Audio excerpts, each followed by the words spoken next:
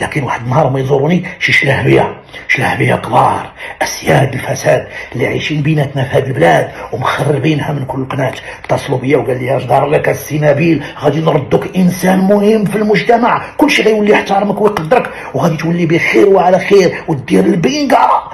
هذايا عجبني الحال ومشيت معهم، لمعوني وصوبوني وقادوني ورجعوني سياسي كبير مشهور، والناس بدات تحترمني وتتقدرني حتى وليت طيق في راسي.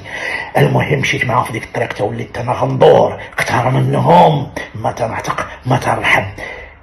المهم هادشي باش تعرفوا كله باش غيسالي.